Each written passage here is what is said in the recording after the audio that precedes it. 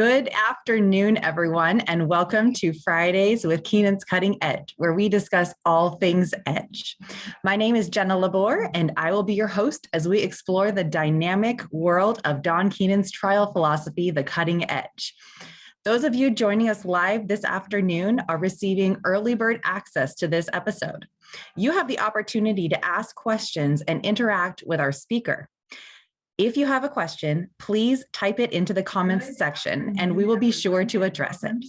If you happen to be unable to join us live, episodes are released each week following the live broadcast. So be sure to hit that subscribe button and click the alerts icon to make sure you don't miss an episode.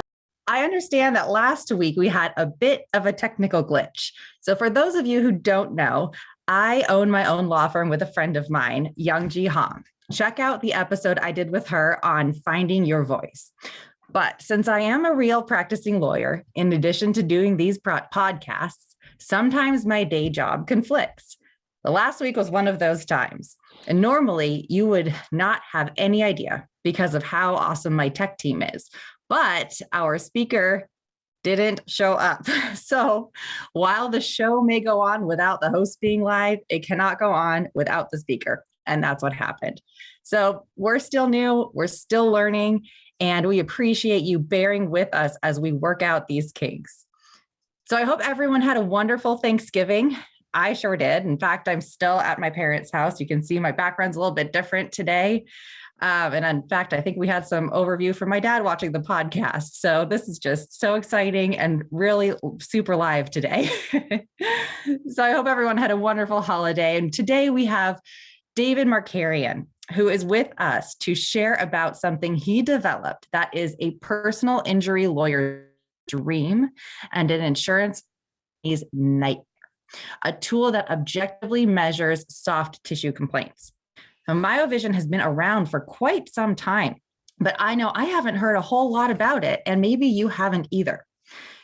David is from my own home state of Washington and is currently in Las Vegas.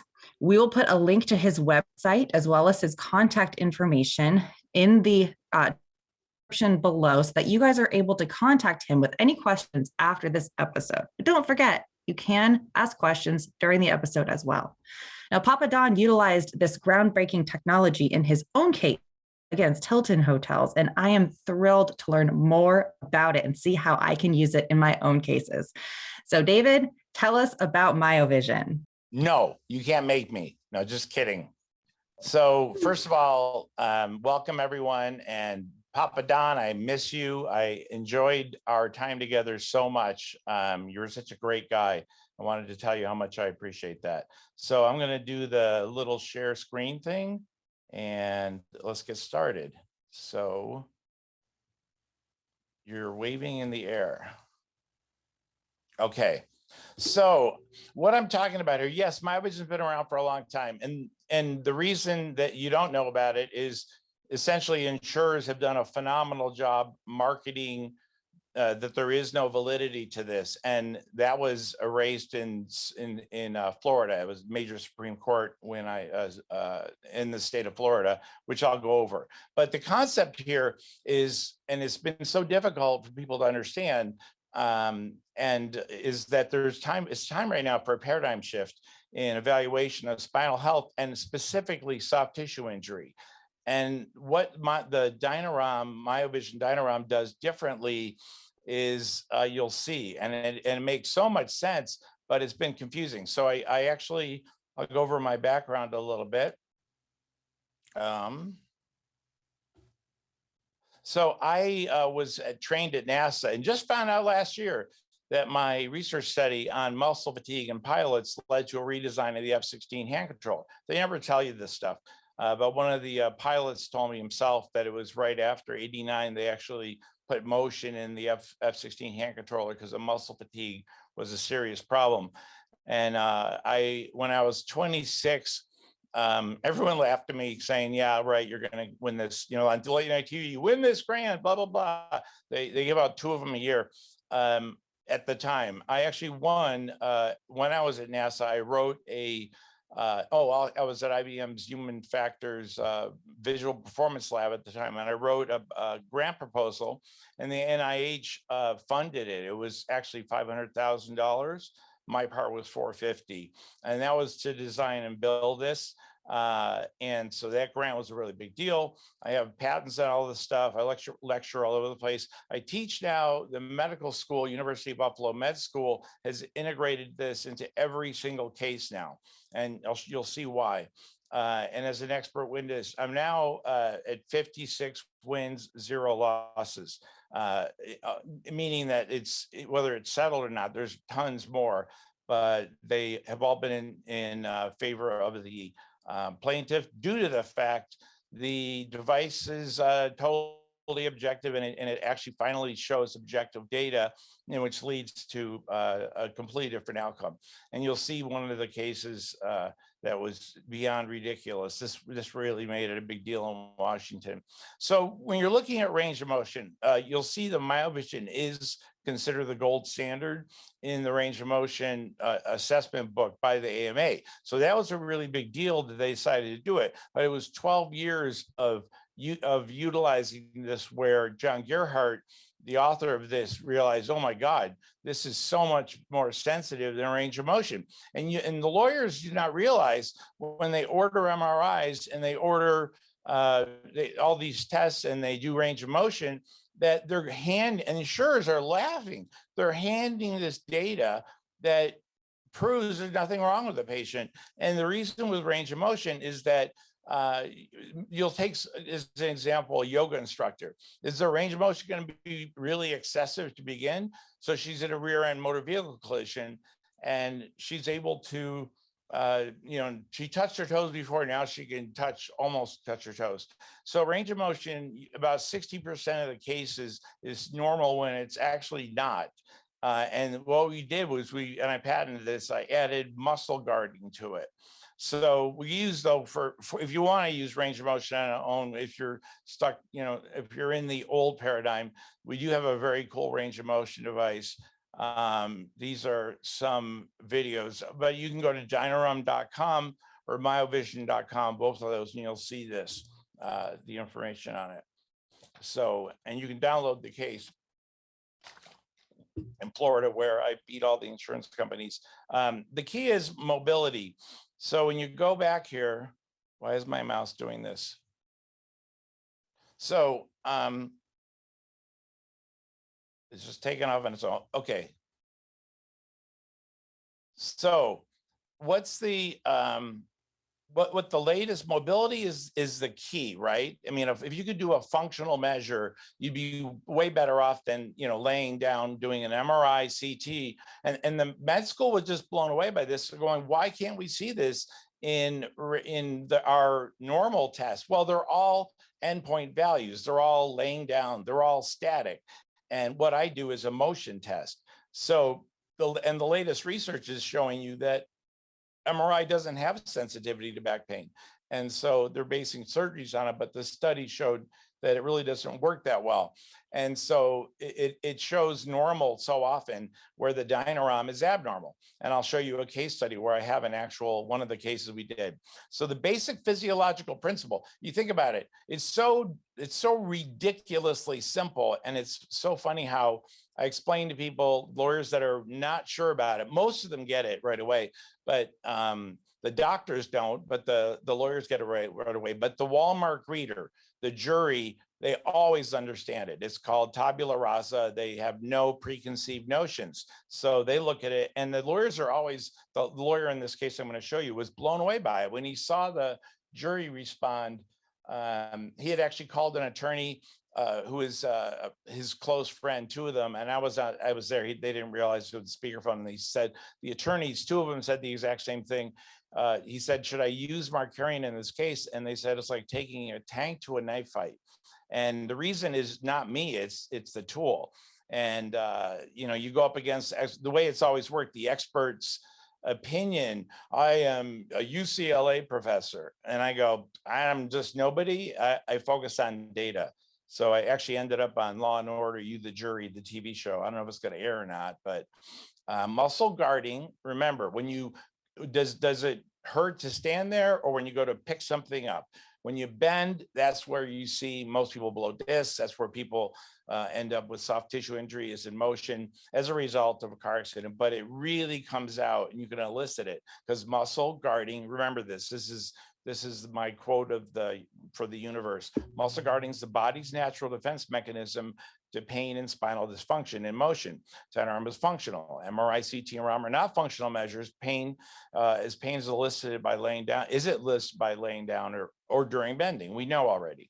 So the secret to the sensitivity of the DynaROM is that we're actually measuring as the patient moves. Oh, there's a video behind there. You can't see it.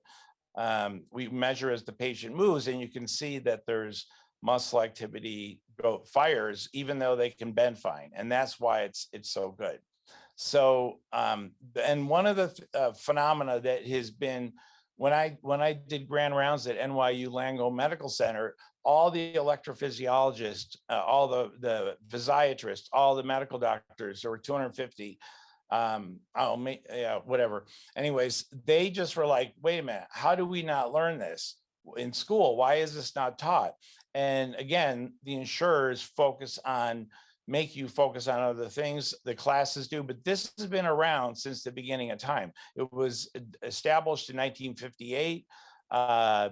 And there's been so many research, at least 50 research studies on it. What it does, when you go to bend and flexion, muscles, what happens is that as you're in flexion, you go past around 35, 40 degrees when you're in flexion, and I'll show Papa Don's test, muscles go into relaxation. And what happens is that in a normal individual, the ligaments and connective tissue take over at about 40 degrees, and you're hanging off those ligaments. Muscles don't get involved. And as you know, ligaments yell to muscles for help when they need it. Hey, this hurts, or I'm not strong enough to do the job.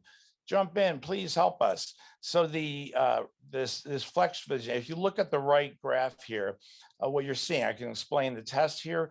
The bottom of the graph, what I did was, and this has been huge also, I'm graphing range of motion. So we can see ratcheting, et cetera, in range of motion. This is a normal, you can see there's no ratcheting, but we can see the quality of motion, which is becoming a thing now.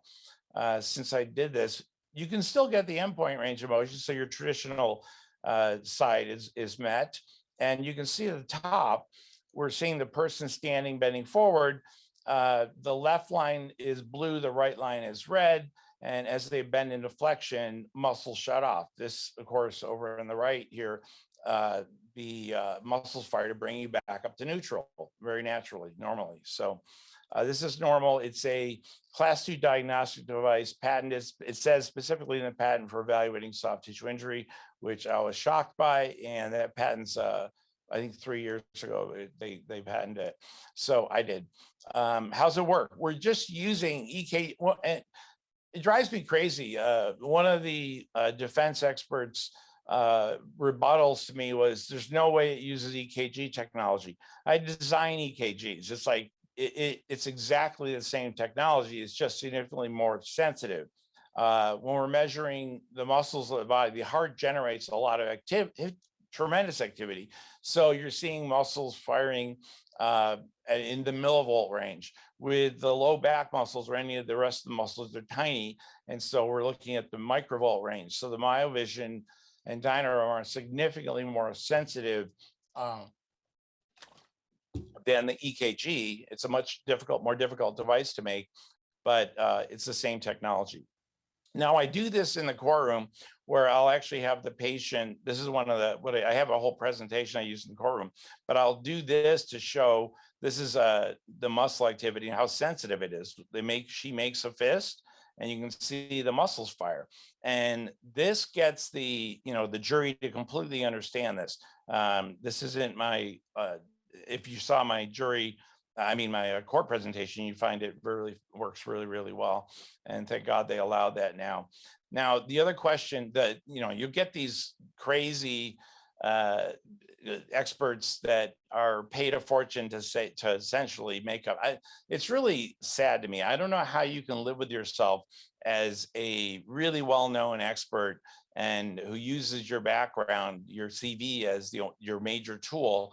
And I go in with this and they go, oh, it's not needle EMG, so it's not real. Well, really, this was published in the journal of, no, this was in, it wasn't Spine. It was a really famous journal. I can't remember the name right now.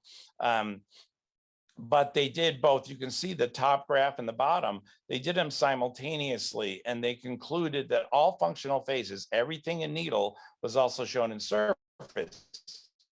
But as you know, needle EMG hurts like crazy, and you can't really do it in motion because the reproducibility is terrible. It's like 0.2 versus 0.96 or 0.98 with the surface EMG. So the bottom graph, you can see normals. This was the normals in the study. This is the abnormals. They both had the same thing in needle and surface EMG. So that thing that everyone will tell you, oh, surface EMG is junk science. Total nonsense. There's over 13,000 studies now published, 12,500 or something like that. Now, John Gerhardt explained why he put it in the book. I now recognize this DynaROM as being more sensitive to actual injury by assessing patient effort and documenting muscle guarding. So again, that's the key, and that's what makes it so much better. And again, this is the graph, just so we already covered this. The range of motion, we're doing 3 measures in a row with 2 warm-ups. And then again, the left side up on the top graph is your left lumbar. The right and the red line is the right lumbar. Now this can be done on the cervical spine. It can be done anywhere, actually. You'll see it can be used on anything. So, and the range of motion is the bottom graph down here. So very simple to understand. So what you see here is as the patient moves, there's a video behind here, I think. Whoops. Anyways, as the patient moves, I did this just in case the internet connection was bad, but you can see as the patient moves, we're doing range of motion. So this takes no longer than doing a range of motion test. It's just got electrodes attached. You can see the EKG electrodes are attached here, and they're doing range of motion measures simultaneously with muscle activity. And so this is a very simple test, and you're already trained in it. And it's funny how people go, oh, it should take so much longer. Really? You're going through all the range of motion exactly the way you would do it, and you just have electrodes attached riding along. So it actually takes the same time as range of motion. The only additional thing is the 1 minute that I've been timed on video, 3 minutes, 50 seconds doing a full test, I believe, or maybe it was 6 minutes, 50. I don't remember. I'm bad at details when I'm not in court. And all the ranges of motion are done. We end up, as you can see, we end up with these graphs. We put this is what we use in court, by the way, the ideal on the left side, and our model obviously was normal, and you can see her normal test on the right.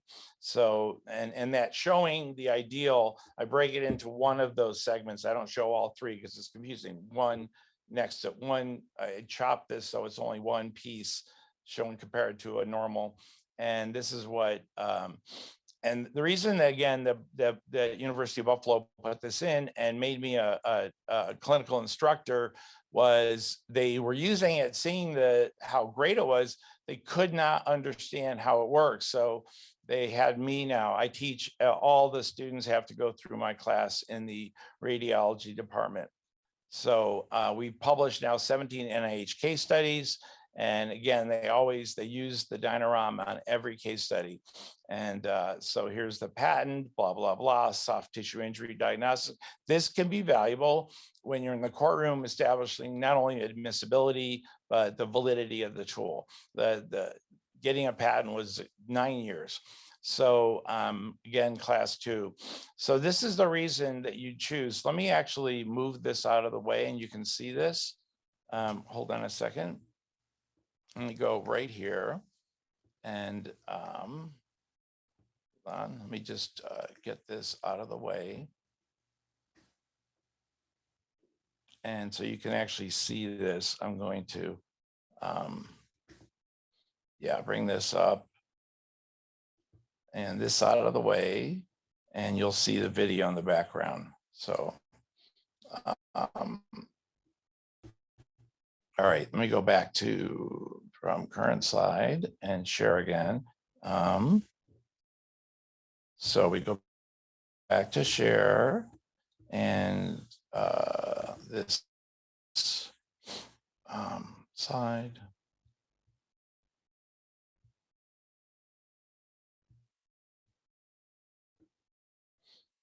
Okay, so what you see here, I'm going to show this video, and what you see here is that the patient.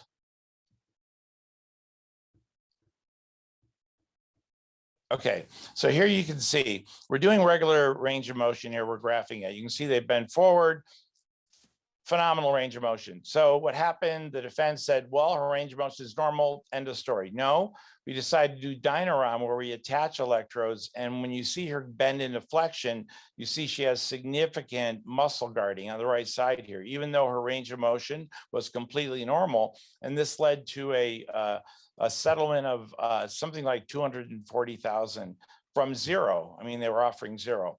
So I did take this to court in Florida. And what happened was the state of Florida decided to challenge the validity. Why? Because they knew if we had a tool for soft tissue injury, that they would have to pay out on those cases. And attorneys love it because they get to know the value of their case up front. But the state of Florida said it's not approved. So they took it off the list of approved diagnostic devices.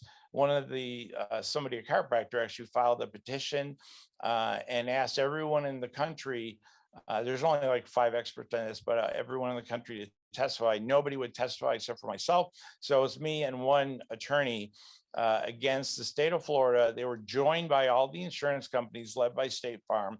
I got a call prior to the case from my firm saying State Farm's firm just bought us, so I can't represent you. They spent approximately 4.3 million on this, but there's 75 attorneys in the room, and you can imagine how intimidating that would be, but it was just fun for me. I had a blast. And their expert said in the car on the way to the airport, we were raised a block away from each other, which was funny. He knew my brother. I said, how could you have presented the same studies with opposite conclusions, considering the judge was a scientist by training and the ALJ? So he said, they paid me a lot of money, but this kind of destroyed his, now this was one which everybody, in the state of Washington, this went on this email went out to everybody. And since this, State Farm in Washington State's been settling cases. They just settled a case now. They don't want to go into court again because of this loss. So the attorney for this case for the plaintiff said that, and by the way, I've used this to show lack of injury. So State Farm won a case because of my data showing that this guy was faking his injury just because he was addicted to drugs, to opiates. But and the device is not affected by opiates at all. But what happened here, the attorney for the plaintiff told me 70 grand, 50 grand is what I'm guessing the jury's going to come back with. And this is a state with no punitive damages. So this is actual damages. And they came back, this would have been probably 4 million in California, came back with a $958,000 jury award, which was not challenged. And the offer was not 20K, it was 10K. That's 20K was where our side started. So there is a CPT code for billing it, just in case those in the PT world, that's what we're doing right now. The PTs are actually really getting into this. I was really shocked to see all the literature published by PTs saying range of motion is stupid without the muscle activity. And that's pretty much what I see. Now here we have a great MVA where their MRI is technically really normal. There's, a couple little things in it, but nothing that can explain her pain. And I think it was a woman. I don't remember. I don't know. Well, anyways, this was the DynaROM. So what you see, the important thing to remember here is that in flexion, in full flexion, you can see a little guy here. This is what the jury sees minus the rest of this. The guy in full flexion, his range of motion is limited. It's 30 degrees. So supported with it, though, is the fact that when he's in full flexion, these readings don't shut off. So this demonstrates that this person's pain is real. Now, this is a chronic. I can tell the difference between chronic and acute based on this. This would go up here versus where it is, but that's just not relevant. It aids pain med docs too. And the reason is that, when they pull people off opiates, everyone's always upset. I hate you, you hate me for doing this. You're taking away my drugs. Well, what it does for the doc is it's like, well, let's use the objective data, and the machine gets blamed instead. And they both, but the patient will work with the doctor together. They actually brings them together. So, and it gives the doc a reason to take them off opiates. It also demonstrates if they need to be on opiates, it protects their license from the DEA because they've got objective data. So, when we show this way, we're able to show there's a mechanical source of back pain and get manual therapies to treat it. That's what this leads to in every case. We also do a motion test for function for everything. This is a ballerina, and you can see that what she does is going to the right. If you look at this screen here, this is her going to the right in this area right here. This is her going to the left. And going to the left, she overutilizes the muscles the right side, underutilizes the left. And the Dr. Grierson, who's in the background somewhere, was like, the machine stays. He goes, I've been trying to figure this out forever. That was my intuition. Now he proved it. So the range of motion, though, is so much better than standard range of motion device because I designed it like the current mechanical one. I designed it to sort of match it, very ergonomic, but because it has feet, you can move them and measure things like fingers. You measure anything you want with it. Nellis Air Force Base is doing a study of 60 drone pilots right now. I don't know if it's classified or not. Anyways, they're able to measure wrists and everything. They were shocked at how easy this was to do.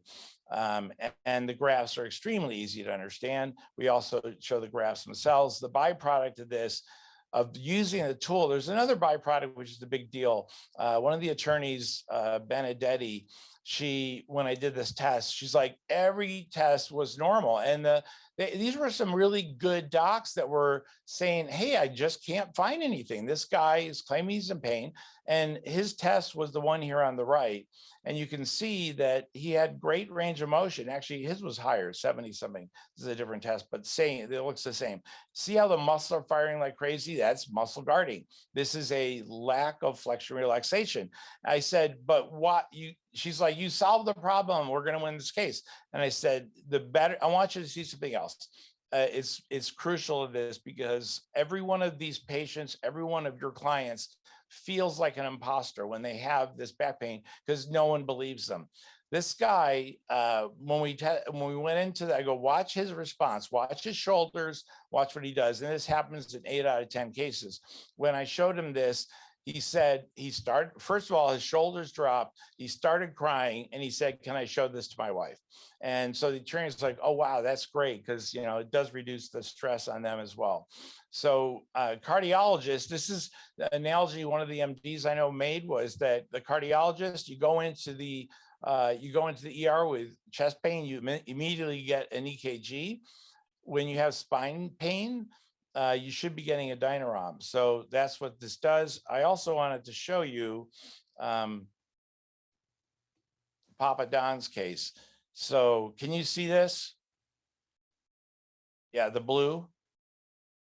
So in this case, let me see here. Let me go here.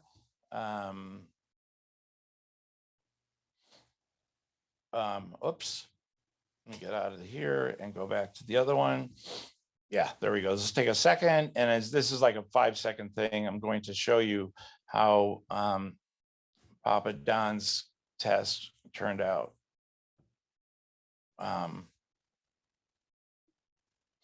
Okay, so what I do is, let me go back to share screen. I'm going to share this screen with you. So there we go. Now you should see it. So in performing a rotation, the left and right in a normal, this is what the jury sees, by the way, is this presentation of ideal and patient name on the right. And in ideal, when you do a left rotation, one muscle should fire. Why would both fire? If you have, I did this in Law and Order, You the Jury, I showed it with my hands. When you do a left rotation, typically the left side fires, sometimes the right. That's paradoxical, but it does happen. The one side fires, the other does not. Why would the opposite side fire? Well, its job is muscle guarding, so to reduce the further pain. So when you're doing a left rotation, if both of them fire, if both of them fire, that is proof that they're in pain. And in addition, you can see how the readings are bouncing all over the place. So this bouncing is the fibrillation that you see in needle EMG and surface. And so that fibrillation establishes that it's acute. And we were able to utilize this. I did a presentation. And so I use these graphics where I demonstrate what should happen. Muscles should relax in flexion, and then go into showing the ideal next to the patient. This was the test that we did.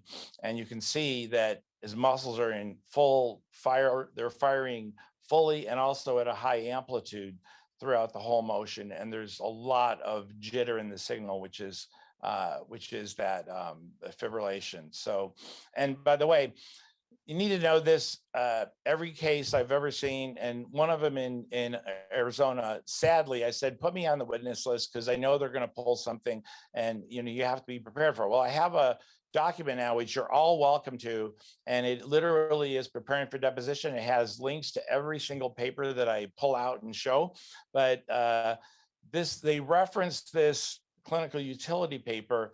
And in one of the Fry challenges in Washington, there were 6, they dropped every one of them.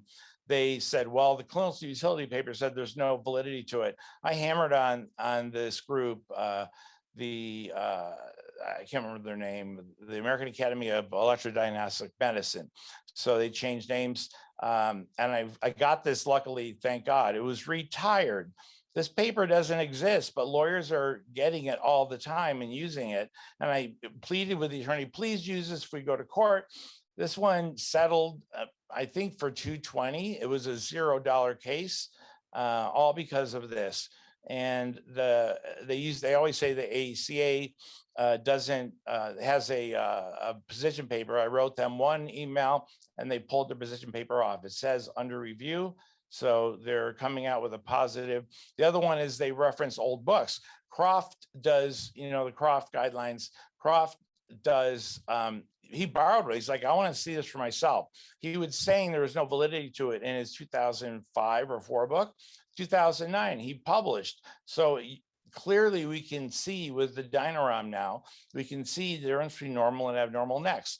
So again, it's, these resources. But if you send me an email, I'll send you back this, and it's really great because it's literally every single question. I went through all my depositions, every question that you're going to get and see, and it prepares both the expert, the doctors and the attorneys for this. And attorneys, all I get from feedback is that they love it. So this is how you reach me.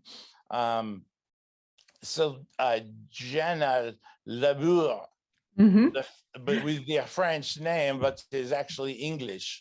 Yeah. So I need you to explain that to the court. Please explain to the jury how it is you have what appears to be a French name, but it's actually English. So do we have any questions? I think I covered everything. Did I cover everything? I think you did. I'm going to go back and ask you a couple of questions just for clarification purposes. But we don't yet have anything from the audience, which is not atypical. Sometimes people are just kind of absorbing what's going on. Other people, it's the day after Thanksgiving. So who knows, they may watch it after as a recorded episode and then send you an email, which I hope people do, because this is really interesting. This is really interesting technology, because rather than just saying range of motion from like a skeletal point, it measures what your muscles are doing, and it measures, well, your client's muscles, hopefully not ours, but maybe, and measures when they're firing incorrectly, which is objective demonstration of muscle guarding, which means there's something wrong. Yes. Right? Is that right? Yeah, I use the temperature analogy when they go, well, it doesn't tell you, if which muscle is injured or whatever. It's not muscle injury. Muscles compensate for these problems in motion. So we're doing that. But what I use the temperature analogy in court is I say when a doctor, and even though it's more accurate than this, but when an MD puts a thermometer in your mouth and it shows elevated temperature, does it tell you where the infection is? No. It tells you there is an infection. So I say that the DynaROM correlates with soft tissue injury. I use, and it's in this book, this book that I wrote on this for the attorneys. It explains how to use language so you can never get in trouble. Correlates with, those kind of, it proves, it's most of these measures we use don't prove anything. They correlate with. So just like with temperature, but I also want to make really clear. You have another question, probably. Oh, go ahead. I'm going to keep asking questions, but keep going. When I first demonstrated this, Don Papa Don had me present it to a group. I do have now quite a few lawyers that one in Arizona. I'm in a case. Actually, it's funny. There's 5 experts in that case, 5 medical experts on the defense side. And after my deposition, which the attorney, I don't blame him. You don't answer questions you don't know the answer to, right? Mm-hmm. But there were critical papers I needed to get used and admitted. So the way I did it cleverly was in deposition, I responded to questions by pulling up and reading the research papers. And those were, and the funniest thing was I was kind of wacko. It's in the way I do stuff is not normal. The typical expert stuff, whatever. The attorney emailed me and said, you're either brilliant or stupid. I don't know which, because I can't tell. And then all five experts, after reading my deposition, quit. So he emailed me and he said, brilliant. And then he put, you're a boxer in the ring by yourself. You have no one against you. So that case is going to trial sometime in the next 3 months. So what I don't want you to do, though, because this is what happened the last time, and I'm not going to do it. Attorneys would pull out cases that are 10 years old. They're really old cases. Their friends, their family. I actually told one of the attorneys, this has got to be a relative of yours. Clearly, I can tell by, the data tells me, they think I'm son. They call me the magician at University of Buffalo Med School, because I can tell people all kinds of things about what they do, their life, et cetera, from this data.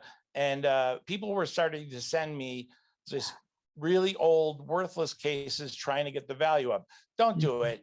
Stick to cases that are, current and that are within, I can still do it within 2 to 3 years, 4 years after an MVA, I can still evaluate the data, no problem.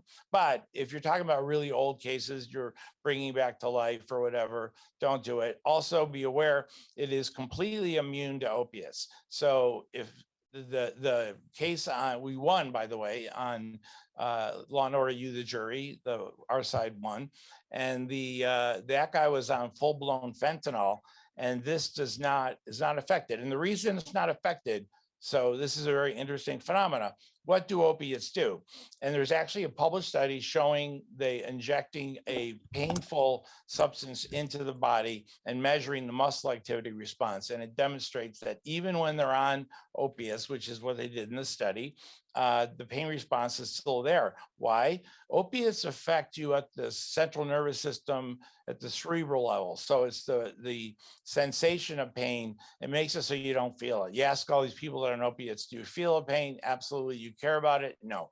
So locally, the muscle guarding is still there. And so it's not like flexible. Now, those things will affect the results somewhat, but only for about 3 hours after they take a muscle relaxer. So, but all other drugs don't have any effect on it at all, which has been great.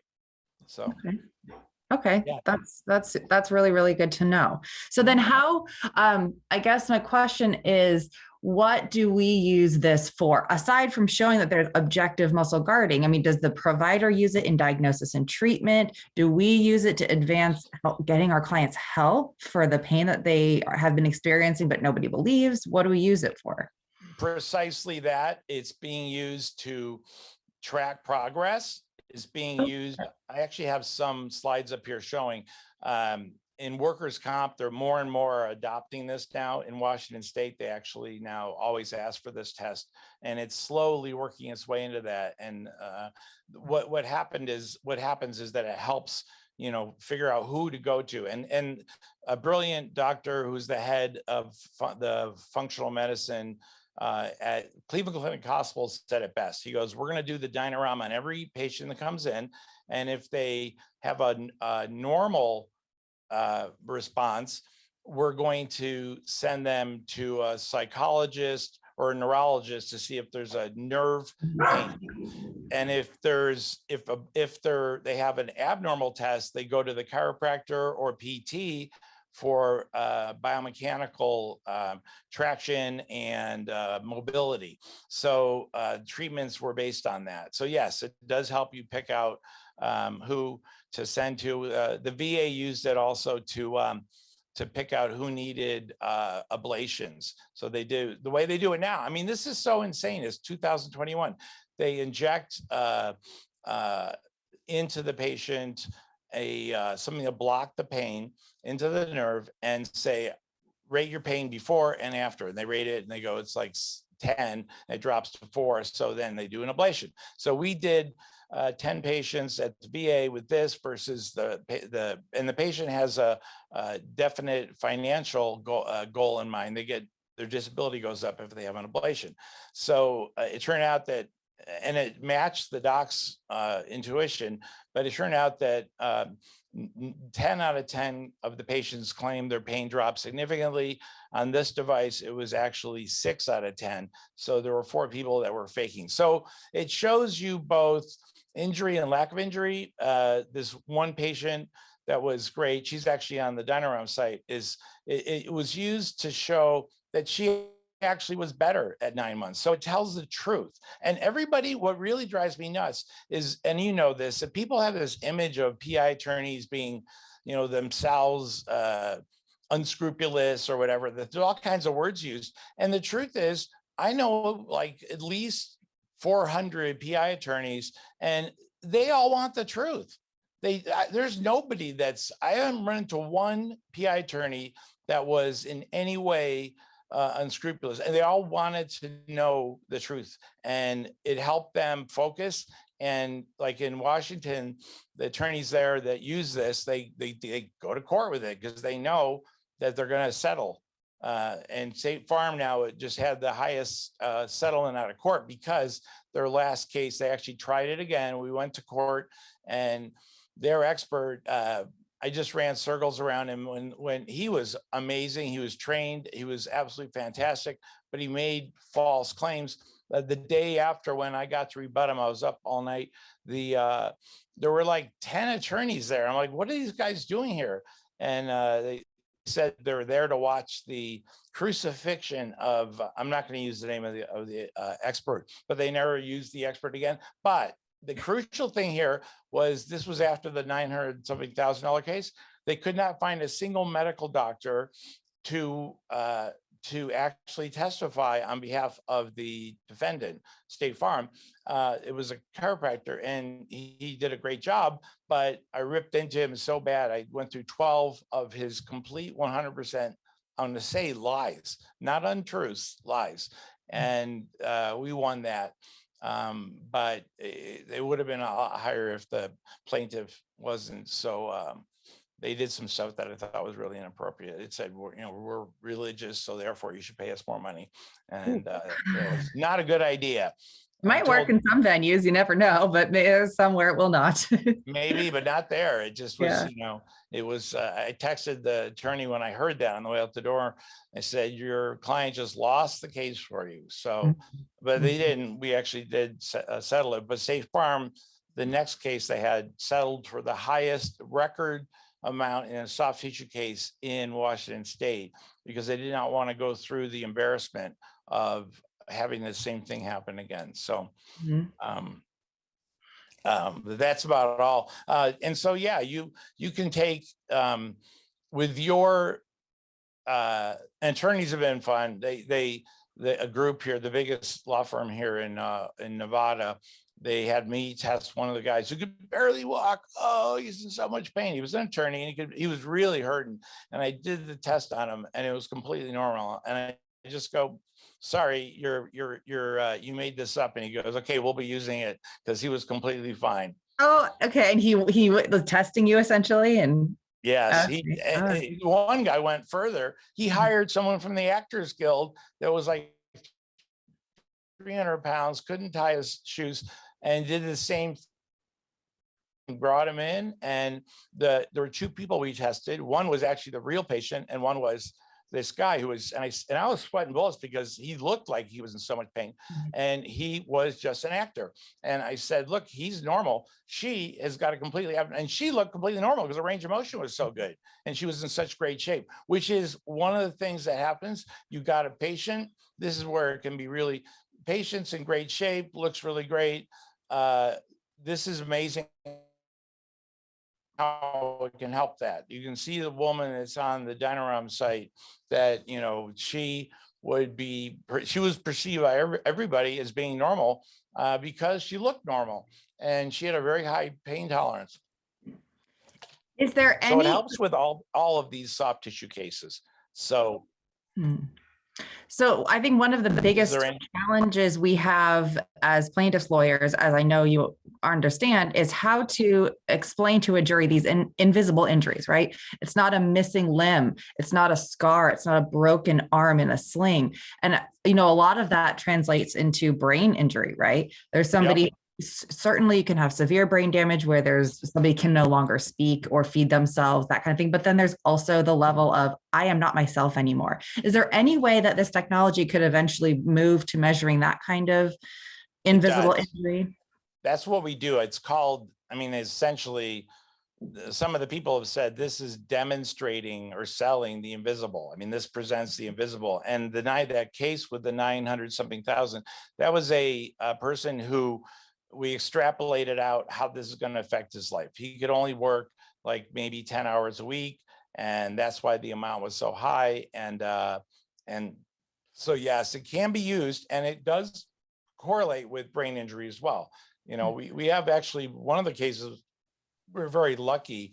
I had done a test to show a lawyer how it worked on someone, and she was completely normal. And it was like 3 months later, she was in a rear end MVA, and you know, we had the pre-test, which was normal, and then we had the post, which showed her completely, you know, in pain.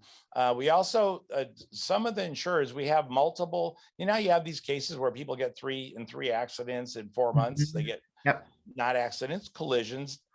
Papa Don got it. They apportioned the payment based on this test, because you could see the result of the type of impact. A side impact has a different result muscularly than a rear end. And so you can see, and I've also had a husband and wife hit and their tests overlay perfectly because they're affected the same, and it's by the seatbelt. They get twisted and they're affected the same way. I even said they had their heads turned to the left, and that was in the notes. They had done that. You could see it, that it's that accurate. So, but yes, it does correlate with brain injury. It does show quality of life. And that's one of the things that I brought up independent. And this in Don's case, I actually said one of the problems he'd have, I'm not going to tell you, but one of the problems he'd have, it wasn't what you're thinking, but, and it was exactly what he had put in his notes. Now, one of the secrets to what I do with this, now we have the service where the doctor or someone, whoever, a PT does the test. And if they're not comfortable interpreting it, just right click, send it HIPAA compliant. We do the interpretation with the doctor, an MD or a DC. My name goes on it as well, and send the report back. and it's a great quality control. Like we'll tell them, guess what, you did the test wrong, redo it. Or it's powerful because all the insurers know me. You guys don't know me, but the insurers all know me. So they know they don't want to really go up against me. But that's been that's changed things dramatically the last year. We got like 30 tests last week to do, so it makes it easier to present because I get put on the witness list. So it helps. But this document, like I said, the attorney's guide to preparing for deposition or something like that is really great. So email me, I'll send it back to you. I don't think it's on my website for some reason. Oh, well, yeah, there's a reason it's not on the website, and it should be soon, but it's not there right now. So I can just send it to you. All right. Yeah, that would be great. Yeah. And we'll definitely put your contact info so people can reach out as well. So how is this available in all states? And how do we find somebody who has this in their office if we want one of our clients to, say we're in Alabama, say we're in New York, what do we do?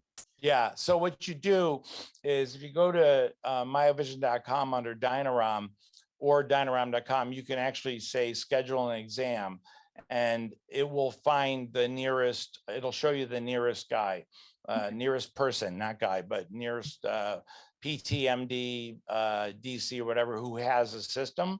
And they are all over the US, but there's this year, in December, it's really funny. In December of last year, we had record sales of DynaROM systems, and 100% of those sales were I did a lot of lectures to attorneys.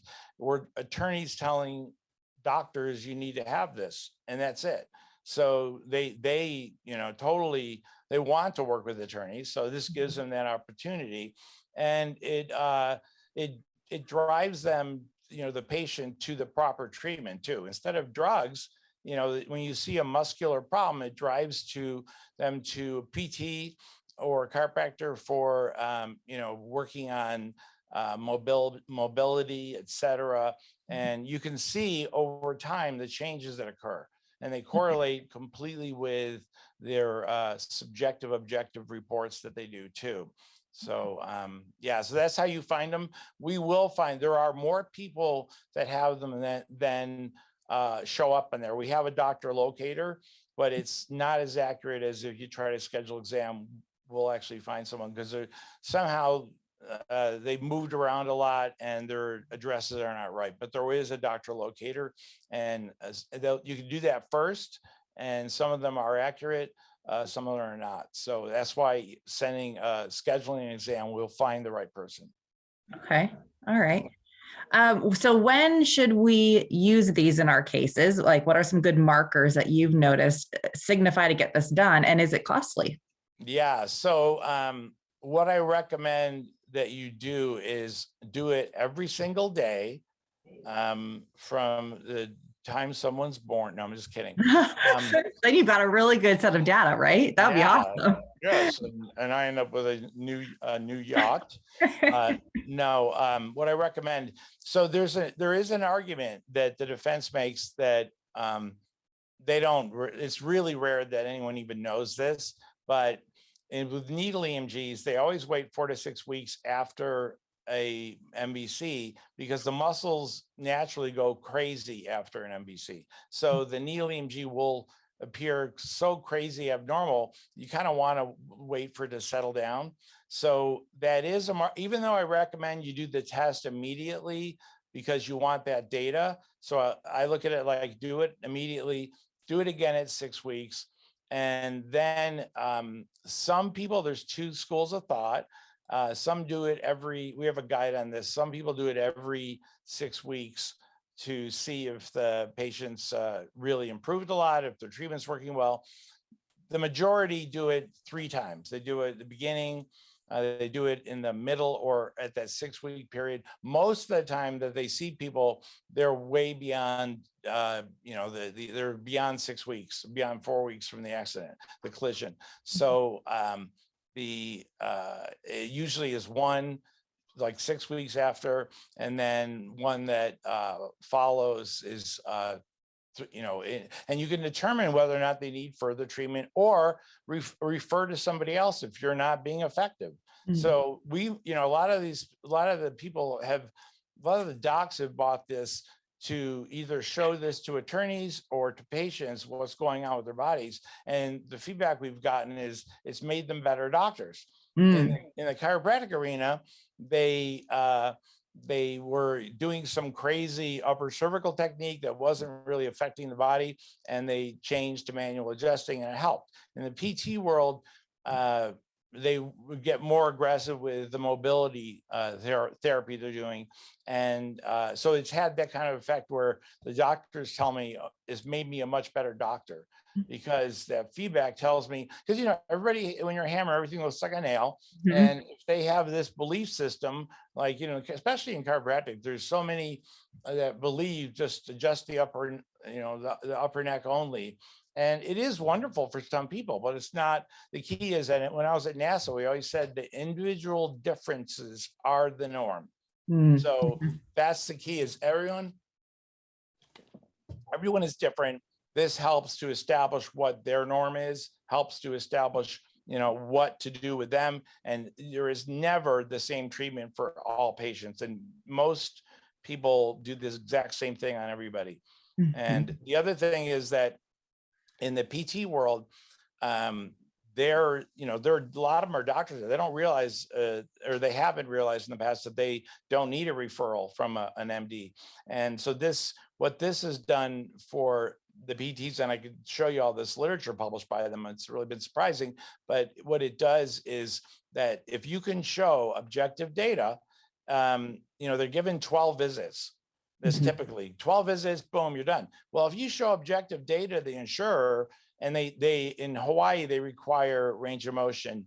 And I'll bring up New York. New York's the only exception to this case. But when they do this and you still show injury, you can get another 12 visits. So you can establish that and show the insurer, whether you get paid for this or not, which you do, and payment's been going up. It's like people are billing $500 a test, they're paying $120 for our interpretation, and still, doing really well. And they have the power of having an interpretation done and reviewed by an expert on it. But New York is the only state where nothing can be done. They literally have eliminated everything but, I think, one evaluation for the personal injury arena. But every other state in the US, we've used it in most states. We've established admissibility. The Florida case, the judge's decision, which is normally 5 pages long, was 47 pages. And reading that, it gives you all the arguments you need, but that decision's used to establish admissibility if that's an issue. It has not been in at least 10 years now. It has not been, admissibility has not been an issue at all. So the device is well accepted because of all the studies published. Okay. And so is the test paid for either through, so let's say in the personal injury context, it might be personal injury protection, it might be health insurance, and also in the non-personal injury, just for patients, is it something that can be billed to insurance, or is it more forensic? No, it's actually billed for insurance, and it's used both ways. I see the regular insurance paying for it, about 25% of the time. I see attorneys paying for it up front for the first exam, just because they want to get the data. I see the doctor waiting, of course, for the whole bill to be paid at the end. But this big, huge change has occurred. And I've got video of people telling, saying this, is that one of the guys was in practice for 30 years. And he said, after getting this is the first time, and it helps you as an attorney, it helps the doctor, it helps the patient. First time he had, and I got so many doctors say this, first time he had got a full payment on his bill, did not have to cut bills. And that's a absolute, there's so many byproducts, psychological for the patient, the financial side of it, but they have a tendency to, and one of the ones in Massachusetts now has 30 or 40, maybe more cases they paid in full.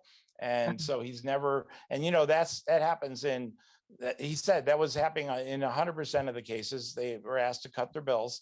And now that he never happened since then, this has never happened. So, Wow. well, there's the reason is every approach the experts have tried to discredit this has failed miserably. And currently, this is a real problem. The Journal of Occupational Environmental Medicine published in their book on injury, they published that this was not an approved tool. And I used that in this deposition in Arizona, where I actually, the key to all this is I go to the reference section. Also critical, I do not, when I do these tests, I tell the patient, I did this with Don, you can ask them, don't tell me a word. I don't want to know what happened. I loved at NASA, we were trained double blind, double blind, double blind. So I create this double blind, which makes it so much more powerful in front of the jury, because I didn't know anything about the patient. I had no clue until maybe after the case is over, I'll find out. But I didn't know with Don what was wrong with him, not a clue. And he was, they always want to start telling you, and they don't. But this is so that part is really a big deal. Getting payment in full is a big deal. And we have both the forensic side and seeing both types of insurers paying for it. It's been going up and up. They will play a game where they almost do this where they get a list. They will deny payment for this the first time you do it, just to see if you're going to fight back. You're going to fight it. Yep. I have every denial response on my website. You have to join to see them. You have to get a login so we can know who's doing it. But every response is already pre-written, and they've been the same for 10 years. That journal from that paper that they referenced that's been retired. They use that every time. It's the funniest thing in the world. Or they use biofeedback. None of it makes any sense. And they can, the last case, 3 cases ago, they did hire I'd say the world's leading expert on this. He's published at least 90 papers. And his first sentence in his declaration, I responded with a research paper he wrote saying the opposite of what he said. And that was it. They settled it. And so going up against that guy, he's like one of the most famous authors in the science world. But he doesn't realize that he's published papers that say this definitively shows injury. So I love that. But I really wanted to go up against him in jury trial.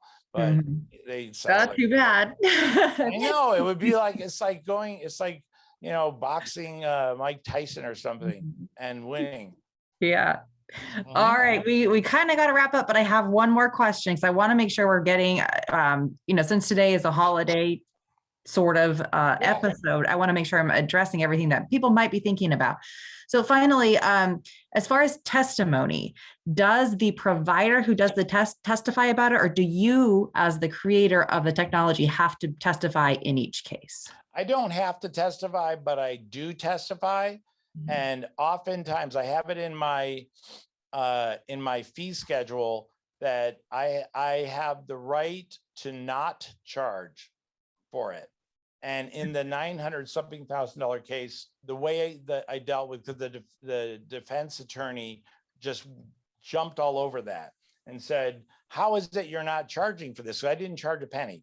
And I said that because they use the interpretation service, one of the things I do is I guarantee that if this has to go to trial, I will testify as part of the cost of that service.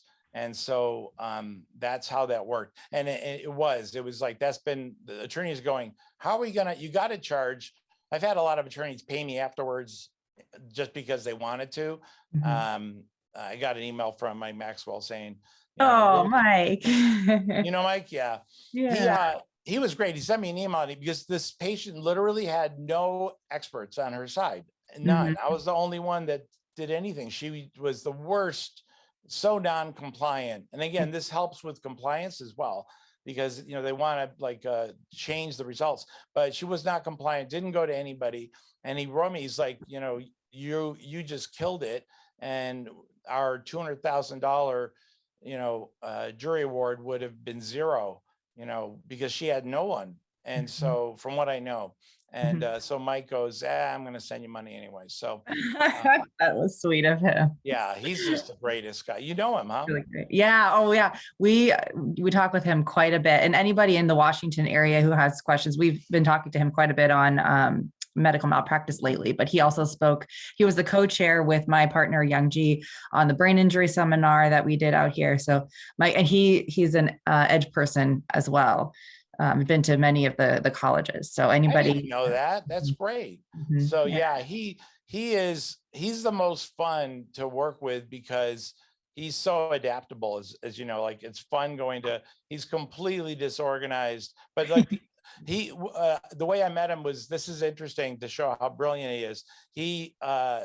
They did have a deposition where the guy who was the expert was a chiropractor, and he was clueless about this. And I said to him, you need to have me do this. He goes, I understand the whole thing. Well, he didn't understand it at all. He was making mistakes. I took out the brochure. I wasn't allowed to talk. And I showed Mike the key points. I underlined the key points. Mike instantly understood this and asked the question. So the guy had no choice but to answer with what we needed. And that changed everything. That was how we met. And I go, how did you do that? He goes, I'm a genius. Yeah, he's good. And he learned from Don, just like the rest of us. And, we all owe so much to Papa Don just for the way to think. Honestly, law school teaches you to think in one way. And then Don Keenan helps to fix that by using a lot of yeah, I need to go through his course myself. It's like, and I was so impressed with him. I actually, when he had his injury, I said, I want to fly down and do test myself. So, and it's not easy to get to where he lives in Florida. I know. They don't even have taxi services out there. It was a struggle. It's so funny because it's like Happy Town. I didn't know that it was the town they filmed the Truman Show. But I'm like, what is going on? Like Happy Bank, happy everything. It was just, so unusual. It's a microcosm there. But I wanted to do the test myself. And it's truly amazing. It's like people may have an image of Don, because of his success being pretentious or whatever. My God, he was the most down-to-earth person I think I've ever met. And he actually, with my test results, he actually teared up when he saw him as well, because it was, it really was like, wow, finally something that will help. And what I did for him, by the way, and I can do this for any attorney, I prepared a recorded video demonstration of their case. And the mediator looked at the video. It was about 15 minutes long, and wrote through he couldn't write me directly, but he wrote through the attorney who's part of your group. It's so great to see plaintiffs finally having objective data, because it made it very easy for me. It's crucial. It's so hard to say I have pain and have somebody really, because guess what? Like you said, your testing can show when it's not real pain. And it's not like people go around making things up. It's just that sometimes, and I shouldn't say not real pain either, but it's like sometimes it might be coming from something else. So, all right. Now that's another thing we do is we tease out the psychological. We've got so many psych cases. Mike had one that was so great. Completely normal. These two twins that were she was completely normal. And it was like, he went to the brain injury area, but the reality is she's like, oh my God, for her sake, she's like, oh my God, I'm trying to meet Mike's requirements for me to be an injured patient when I actually feel fine. And I didn't know. It's like, I was hurting in the beginning, but I'm not now. So it's been a reality check for the patient as well. So it does provide that. And that's been extremely cool. And now the other part was this woman that I tested, that she was completely abnormal. In the beginning, at 9 months, she was completely normal. The doctor was afraid of her. So I actually talked to her directly, and I sat down with her and I showed her the test results. And she was just like, for being this tiny little creature, she was such a beast. And man, she would just like scream at him, I want treatment. And I showed her the test next to normal. She was completely normal. I said, so what's really going on? And she said, I don't want to go back to work. I mean, that reality check stuff is very valuable. And I told the doctor that I said, you're going to see 3 months from now, she's going to call you saying, thank you for that test because I got a new job. And it was almost 3 months to the day that she called. Wow. And she's like, I changed jobs. And because are people happy sitting around at home doing nothing, looking injured? No. You know, wondering if there's a guy in a van videotaping them playing something, you know, so this is valuable for that as well, getting them, you know, to realize they're fine now. So it doesn't happen very often though. It's usually pretty permanent, the stuff that I see. So yeah. Anyways, okay. Awesome. Thank you so much for being with us, David. And let's see. And thanks all of you guys who joined us this week. I know that we may be seeing a lot of people watching this after the recording. Please email David, email us if you need additional information. But if you liked today's episode, please click that thumbs up and don't forget to subscribe and sign up for alerts so you don't miss the next one. The podcast is about delivering what you want to hear. So don't be shy about sharing topic ideas with us. As Papa Don always says, if you want to know more about it, chances are someone else does too. Next week, we will be hearing from a very special guest, my mom, Lil Labor. Lil has been an occupational therapist for several decades and developed a specialty in vestibular therapy. Those of you with clients who have been in car crashes, slip or trip and falls, or who have brain injuries, you're not going to want to miss this one. I'll share more next week about why Papa Don insisted that my mom speak with you all on this topic, but it's going to be super informative and super helpful to your practice. Have a wonderful weekend, and I'll see you next time.